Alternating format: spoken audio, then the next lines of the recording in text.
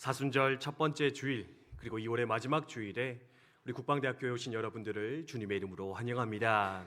하나님께서 예비하신 사랑과 은혜가 충만히 부어지는 복된 이 시간 되기를 주님의 이름으로 축원드립니다. 우리 양옆에 있는 분들과 인사 한번 나눠볼까요? 사랑합니다. 축복합니다. 네, 오늘도 참 잘 오셨습니다. 한번 인사 더 하겠습니다. 오늘도 참 잘 오셨습니다. 네, 감사합니다. 우리는 계속해서 복음서 속에 등장하는 예수님의 비유의 말씀, 예수님께서 하셨던 비유 말씀 함께 묵상하고 있습니다. 우리 예수님께서는 자칫 이해하기 어려울 수 있는 하나님 나라의 비밀을, 영적 신비를 우리 인생들이 잘 알아들을 수 있도록, 쉽게 이해할 수 있도록 여러 가지 비유를 들어 설명하는 것을 볼 수가 있습니다. 당대 많은 사람들이 알고 있었던 사건에 빗대어서 설명을 하시거나 또는 어떤 현상, 물건, 물체에 빗대어서 그 하나님 나라의 영적 원리를 설명하여 가르쳐 주셨는데, 그런 의미에서 우리 주님 최고의 설교가이지 않았겠는가, 우리 함께 생각하며 말씀을 묵상해 왔습니다. 그런데요, 오늘 말씀을 묵상하면서는 이런 생각을 하게 되는 것 같습니다. 예수님, 그 천국 비밀과 신비를 쉽게 설명하기 위해서 비유로 말씀해 주셨는데, 때로는 이 비유의 말씀이 우리에게 그저 쉬운 것만은 아닐 수도 있겠다. 그냥 우리가 알아먹기에 좋은 것만은 아닐 수도 있겠다라는 생각이 들어지게 된다는 겁니다. 무슨 말이냐? 예수님은 쉽게 설명하셨습니다. 그리고 예수님 당대에 살아가는 많은 사람들은 그 비유를 찰떡같이 알아들었을 겁니다. 근데 우리는 어떻습니까? 무려 2000년이라고 하는 간극을 두고 살아가는 사람들입니다. 세상이 바뀌었고 사회가 바뀌었고 그 당시의 이해가 다른 우리가 이 땅을 살아가고 있는데, 그래서요 2000년 전에 주셨던 그 예수님의 비유가 오늘을 살아가는 우리들에게는 조금 어렵게 느껴지는 그런 상황을 만날 수도 있다라는 겁니다.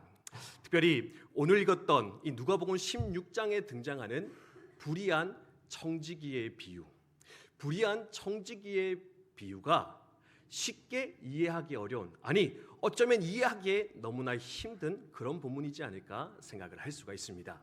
어떤 내용이냐? 제가 조금 각색해서 설명을 드려보겠습니다. 한 농장의 주인이 있습니다. 근데요, 한 번은 먼 나라로 여행을 가야 되는 상황이 생겨서 가장 믿을 만한 종 하나를 세워놓고는 여행을 출발하게 되었습니다. 이 종이 주인에게 부탁받았으니 첫 해, 두 번째 해에는 열심히 주인의 재산을 관리하며 농장을 운영하였습니다. 근데요, 3년, 4년 시간 흘러가니까 이 종의 마음 가운데 안일한 마음이 일어나기 시작했습니다. 주인이 연락도 없고 돌아오지도 않네.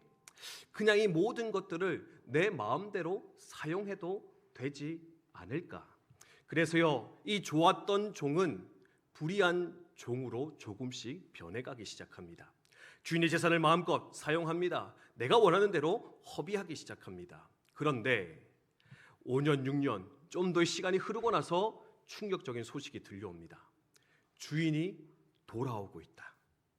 주인이 다시 오고 있다. 이 소식이 들리게 되었다라는 겁니다. 여러분이 이 종의 입장이었다면 어떤 태도를 취하시겠습니까?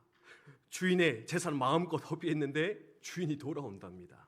그러면 보통적인 사람은요, 내가 허비한 게 얼마나 될까 생각하고 할 수 있는 한 채워 넣어서 자기의 그 불의함을 감추기 위해 노력해야 되지 않을까 생각을 할 수가 있습니다.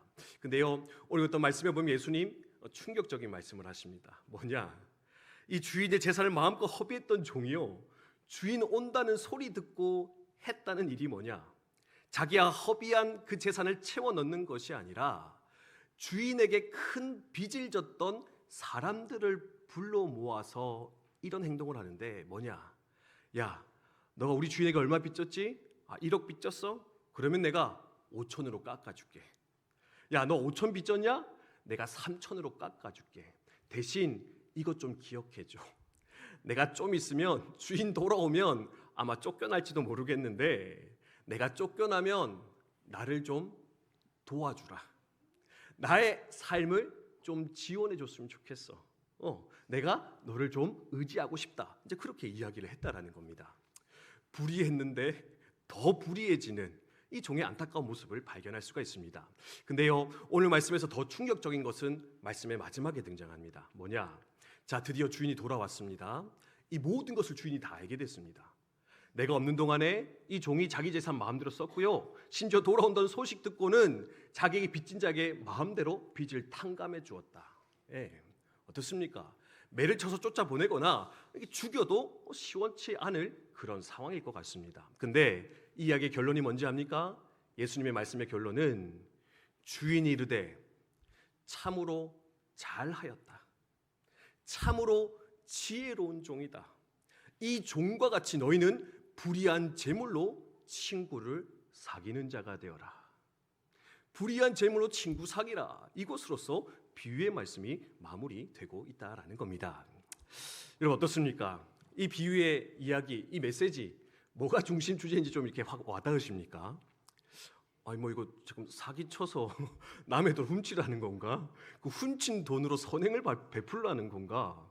아니 도대체가 뭘 하자고 예수님이 이런 말씀을 주시는 걸까?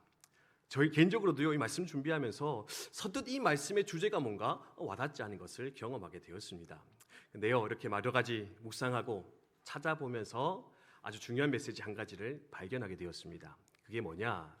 예수님의 비유 말씀은요, 있는 그대로 그 모든 것들을 하나하나 이제 무게를 두고 살펴보는 그런 것들이 아니고요, 이 비유를 통해서 주고자 하는 가장 큰 맥락, 큰 줄기를 발견하는 게 가장 중요한데, 이 불의한 청지기의 비유를 통해 주님께서 주시고자 했던 중심 메시지, 그게 뭐냐? 아마 이것이지 않을까 생각을 할 수가 있습니다. 한번 잘 들어보시기를 바랍니다. 예수님 이 말씀을 통해서 이렇게 말하는 것 같습니다. 내 제자들아, 내 백성들아, 이 세상에 소위 똑똑한 사람들이 내일을 위해서 오늘을 지혜롭게 준비하고 있는 것을 잘 보아라. 영원한 가치가 없는 내일을 위해서 저 사람들도 수단과 방법을 가리지 않고 열심히 준비하며 수고하며 살아가는데 너희들은 지금 도대체 무엇을 하고 있느냐? 비록 옳지 않은 청지기가 옳지 않은 방법으로 미래를 준비했지만 미래를 준비했다는 그 사실만은 우리가 높이 평가할 수 있어야 한다. 저 불의한 청지기에서 너희는 지혜를 배우라. 그래서 마지막 한 줄로 그 결론을 정의해 보자면, 결산의 날, 심판의 날, 하나님 앞에 서는 그날이 우리 가운데 반드시 오게 될 것인데 너희는 그 날을 준비하는 지혜로운 자가 되라. 이것이 바로 오늘 읽은 불의한 청지기의 핵심 메시지, 주제이지 않을까 생각할 수 있다는 겁니다. 어떻게 좀 수긍이 되십니까? 수긍 안 되십니까? 너무 과한 해석입니까? 네, 여러분 제가 결론 내느라 고생 많았습니다. 네, 도대체 이게 무슨 뜻이냐? 네, 어려웠는데, 근데 많은 주석가들과 설교가들이 내리는 공통적인 주제가 뭐냐면, 불의한 청지기가 불의한 방법으로 했지만 미래는 어떻게 했다고요? 준비했다고요. 저 세상 사람들을 봐라. 저 세상 사람들도 그 짧은 내일이라고 하는 영원하지 않은 이 땅의 삶을 위해서 저렇게 분주하게 열심히 살아가는데, 그러면 영혼을 살아간다는 너희들이, 영혼을 살아낼 거라고는 하나님의 백성된 너희들은 과연 그 영혼을 위해서 무엇을 준비하고 있느냐? 그 영혼의 때에 만나게 될 하나님 앞에 서기 위해서 너희는 어떤 준비를 하며 이 땅을 살아가고 있느냐? 너희는 그것을 깨닫고 돌이켜 결산의 때를 준비하는 자가 되어라. 이것이 바로 오늘 읽은 본문의 말씀이다라는 겁니다.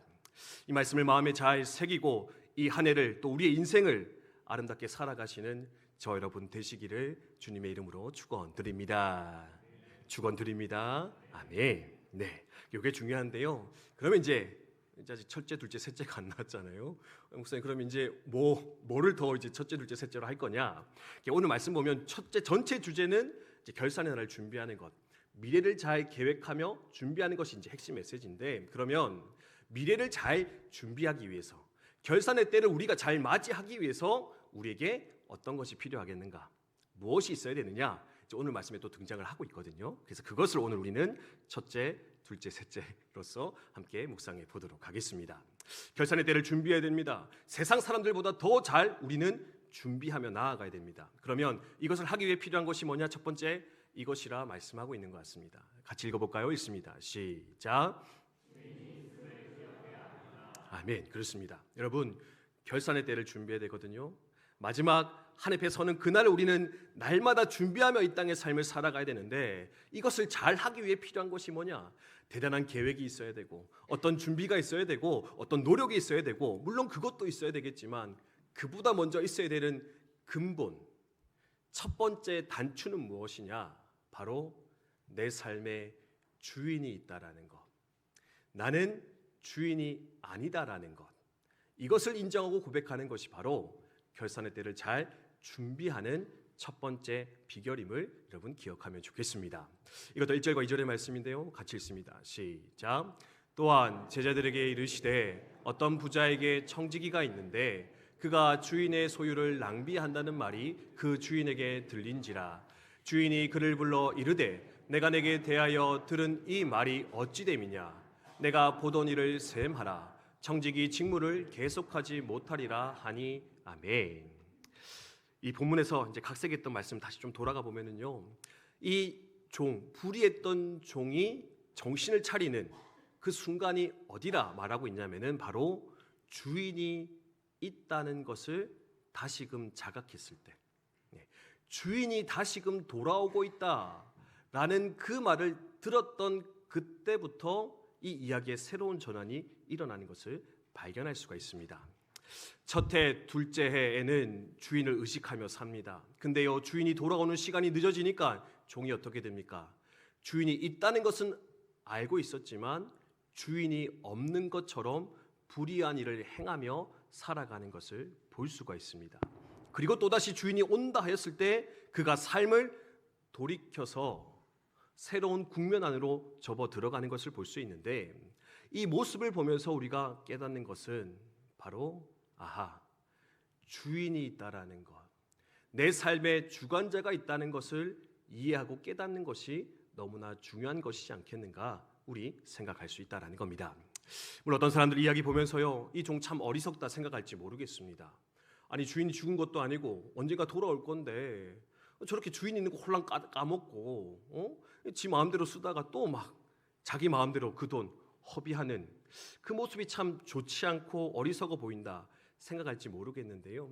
근데요, 우리가 솔직한 마음으로 우리의 삶을 한번 돌아볼 때 이 불의한 청지기의 의식, 그 삶의 모습이 우리의 것이진 않을까, 우리의 자세이진 않을까 돌아보며 생각할 수 있을 것 같습니다. 여러분, 하나님께서 내 삶의 주인임을 믿으십니까? 하나님 내 삶의 주권자이심을 믿으십니까? 근데요, 그 믿는 대로 또한 살아가고 계십니까? 여러분의 삶이 그렇게 되어져 가고 있습니까?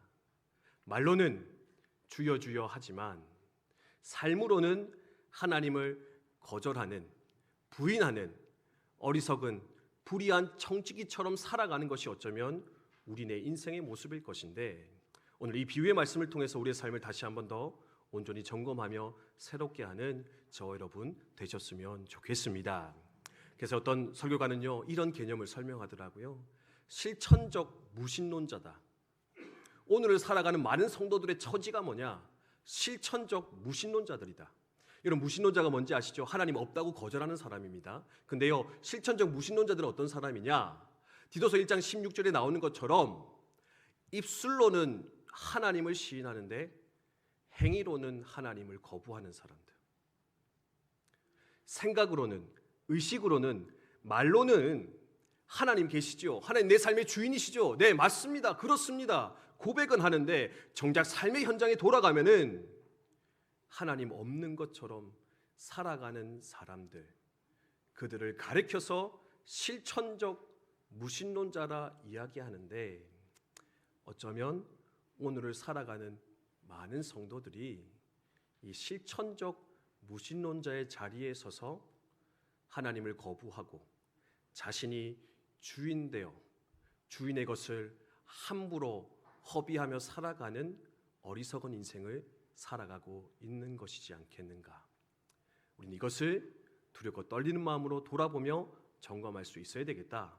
도전하며 가르치는 거 볼 수가 있는데, 산성도 여러분, 이 시간 다시 한 번 더 내 삶을 돌아보며 점검하면서 하나님, 내가 입술뿐만 아니라 생각뿐만 아니라 삶 속에서도 행위로서도 하나님을 인정하며 살아가는, 하나님을 내 삶의 주인으로 고백하며 살아가는 우리들이 제발 좀 되게 하여 주시옵소서.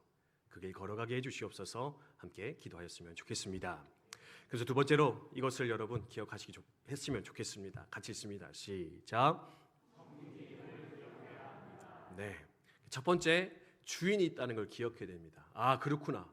내가 내 삶의 주인이 아니구나. 하나님이 주인이시구나. 근데요, 이걸 깨달으면서 자연스럽게 우리가 가지게 된 또 중요한 한 의식이 있는데, 그게 뭐냐면, 그렇습니다.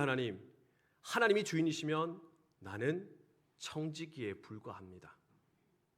하나님이 주인이시면 나는 하나님의 것을 잠깐 받아 사용하고 있는 종에 불과합니다. 하나님, 나를 청지기로, 종으로 사용하여 주시옵소서. 이 의식이 있을 때 우리는 그 마지막 때, 결산의 때를 잘 준비할 수 있겠다. 여러분 기억하면 좋겠습니다. 이것도 3절의 말씀인데요, 같이 읽겠습니다. 시작. 청지기가 속으로 이르되 주인이 내 직분을 빼앗으니 내가 무엇을 할까? 땅을 파자니 힘이 없고 빌어먹자니 부끄럽구나. 아멘. 비로소 청지기가 또 깨닫는 겁니다. 내가 주인인 줄 알았는데 주인이 있다라는 것을 깨닫습니다. 그리고 뭡니까? 뒤로서 돌아와서 나는 청지기였는데 이것마저도 빼앗길 수 있겠구나. 네, 이것마저 빼앗기면 내가 어찌 살아가겠는가 걱정하는 장면이 등장하는데, 내가 주인 아니라면 나는 바로 청지기일 뿐이다. 청지기의 그 자리, 그 자세를 또한 회복하여 살아가는 저 여러분 되셨으면 좋겠습니다. 또 어떤 신학자 이런 얘기 하시더라고요. 오늘날 이 현대 시대에 사단이 우리를 파괴하기 위해서 사용하는 가장 무서운 사고방식이 하나 있다고 합니다. 그게 뭐냐면은 바로 자아 신화의 망상이다. 자아 신격화의 망상이다. 그렇게 이야기를 하고 있습니다. 이게 뭐냐면, 이 말씀드렸듯이 우리는 청직인데 나는 그냥 종에 불과한데 스스로 어떻게 여기느냐? 나를 신으로 여겨서, 나를 하나님으로 여겨서 하나님처럼 살아가도록 만드는 것, 그게 바로 사단의 방법이요 공격이라 설명한다라는 겁니다. 물론 대놓고 내가 하나님이라 말하는 사람 없습니다. 그렇죠? 저를 비롯해서 여기 있는 많은 분들 대놓고 내가 하나님이다, 내가 신이다, 내가 다 합니다, 아마 그렇게 고백하는 사람은 없을 겁니다. 근데요, 사단은 우리의 의식 저 깊은 곳에다가 이런 생각을 집어넣는 겁니다. 이건 내 인생이야, 이건 내 재산이야, 내 시간이고 내 지식이고 내 자녀들이야. 그래서 이 모든 것은 내 마음대로 할 수 있는데, 내 뜻대로만 해야 되는 것인데, 이런 생각 가지고 있다면 사실은 내가 하나님이라고 생각하는 것과 다를 바 없을 것인데, 그렇죠? 하나님만이 천지 만물의 창조주시고 주관자시고 그 모든 걸 다스리시는 분이신데, 그 한력을 떼내어서 이 내가 가지고 있는 모든 것들이 내 것이라고 한다면 그게 내가 하나님이라고 고백하는 것일진데, 사단은 그렇게 교묘하게 우리의 삶을 찾아와서 넌 청직이 아니야, 너 받은 거 쓰는 거 아니야, 그거 네 거야, 네 마음대로 해, 네 마음대로 해도 괜찮아, 유혹하며 우리를 하나님으로부터 멀어지도록 만드는데, 우리는 이것을 잘 깨닫고 돌이키는 자, 내가 피조물이라는 사실을, 내가 청직이라는 사실을, 그래서 내가 지금 가지고 있는 모든 것도 다 하나님께 속한 것이고 그래서 하나님의 뜻대로만 사용되어져야 한다는 것을 우리는 고백하며 인정하게 될 때 비로소 그 마지막 순간들을 잘 준비하는 자가 될 것이다. 우리 함께 기억하였으면 좋겠습니다. 소크라테스가 이런 유명한 말 했다고 하지요. 내 자신을 알라, 네 꼬라지를 알아라, 이렇게 말하고 있는데, 우리는 우리 어떤 꼬라지를 알면서 살아가야 되겠습니까? 한번 따라하겠습니다. 나는 주인이 아니라 청지기입니다. 내 것이 아니라 하나님의 것입니다. 하나님을 위해 살아가겠습니다. 이것을 깨달을 때, 고백할 때 비로소 우리 하나님의 그때, 그 마지막 결산의 때를 지혜롭게 준비할 것인데, 여러분 이 마음으로 또 잘 살아가시는 우리 모두 되셨으면 좋겠습니다. 마지막 세 번째로 이것을 기억하시면 좋겠습니다. 함께 있습니다. 시작. 네, 그렇습니다. 주인이 있다 기억하시고요. 나는 청직이다 생각하십시오. 그리고 마지막 세 번째, 오늘부터 하셔야 되는 건데 그게 뭐냐면 나는 실패했다는 것 깊이 인정하시고 이제 온전한 길, 주인이 기뻐하는 그 길을 걸어가기로 결단하시는 우리 모두 되셨으면 좋겠습니다. 9절 말씀인데 함께 있습니다. 시작. 내가 너희에게 말하노니 불의의 제물로 친구를 사기라. 그리하면 그 제물이 없어질 때에 그들이 너희를 영조할 처소로 영접하리라. 아멘. 여러분, 불의한 제물로 친구를 사기라. 여기 사실 이해가 잘 안 되잖아요. 근데 이렇게 이제 해석할 수 있을 것 같습니다. 미래를 지혜롭게 준비하라. 결산의 때를 준비해야 됩니다. 주인이 있고 나는 그저 청지기일 뿐이다. 그럼 내게 허락하신 것을 청지기로서 잘 쓰는 게 필요한데 이 맥락 속에서 이 말씀을 살펴보면 이렇게 해석할 수 있을 것 같습니다. 지금까지는 하나님께 받은 그것을 불의한 것을 위해서 사용함으로써 불의한 재물이 되게 만들었었는데 그 불의한 것을 위해 허비하던 것들을 이제는 돌이켜서 어떻게 한다고요? 하나님이 기뻐하시는 것, 친구를 사귀는 것, 이웃을 사랑할 수 있는 것, 하나님께 영광 돌리는 그것을 위해서 우리는 사용하기 시작할 때 비로소 결단의 때를 잘 준비하는 좋은 청지기로 살아갈 수 있을 것인데, 여러분 이제 삶의 방향을 돌이켜서 불의한 곳에 허비하던 내 인생, 불의한 것에만 허비하던 내 재물들, 나의 만족과 유익만을 위해 살아가던 그 재물들을 이제는 거두어드리고 하나님의 영광을 위해 다시금 내어드리기를 결단하시는 저와 여러분 우리 모두 되시기를 주님의 이름으로 축원드립니다. 축원드립니다. 네, 이게 이해되십니까? 불의한 재물이 친구로 사귀는 거, 사기 친구로 친구 사귀는 게 아니라 잘못된 곳에 허비되는 걸 돌이켜서 좋은 곳으로 사용하라. 의의 재물이 되라. 이해되셨죠? 네, 죄송합니다. 네, 저도 이렇게 중요한 개념인데 항상 이렇게 제가 중요한 걸 잘 못하고 넘어갈까봐 저희는 두렵고 떨림이 있는데 이것이다 여러분 기억하시고요. 우리 마태복음 25장 말씀 작년에 살펴봤었는데 같이 한번 읽어보도록 하겠습니다. 함께 읽습니다. 시작. 내가 진실로 너희에게 이르노니 너희가 여기 내 형제 중에 지극히 작은 자 하나에게 한 것이 곧 내게 한 것이니라 하시고 아멘. 결산의 때 주님께서는 이것 보겠다 말씀합니다. 뭡니까? 세상에 가장 작은 자에게 한 것이 곧 내게 한 것이다. 그것을 이룬 자는 오른쪽 양의 자리에, 행하지 않은 자에게는 왼쪽 염소의 자리에 서서 심판을 당하게 할 것이다. 주님 분명하고 엄하게 우리에게 가르쳐 선언하셨는데, 여러분 내 삶은 과연, 내 재물은 과연, 내 시간은 과연 어디로 흐르고 있는가 돌아보면서 하나님이 기뻐하신 그 뜻의 자리에 온전히 사용될 수 있게 되기를 주님의 이름으로 축원드립니다. 마지막으로 하이든이라는 작곡가 이야기 들려드리고 말씀 마치겠습니다. 하이든이라는 유명한 작곡가가 있습니다. 아주 훌륭한 곡들을 많이 지어냈었는데요. 이분은요 작곡을 할 때 어떻게 했느냐, 늘 이렇게 기도하면서 하나님 앞에 작곡을 했다라고 합니다. 하나님이 내 삶의 주인이십니다.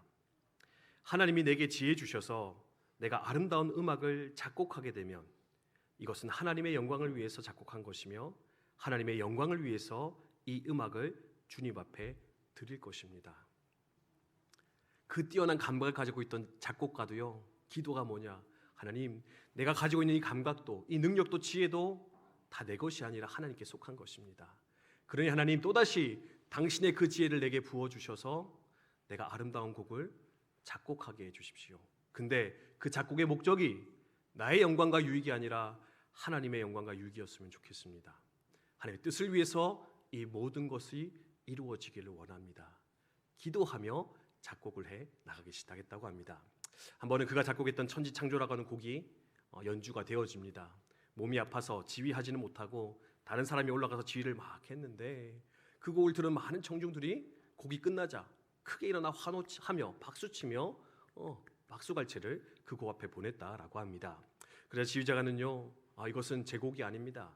저 뒤에 있는 하이든이 작곡한 곡입니다. 그래서 하이든을 향해서 이렇게 손짓을 하니까요, 또 사람들은 뒤돌아서서 이 하이든에게 큰 발수각채를 보내기 시작했다라고 합니다. 그러니까요, 하이든이 어떻게 한지 아십니까? 우리 같으면, 저 같으면 제가 했습니다.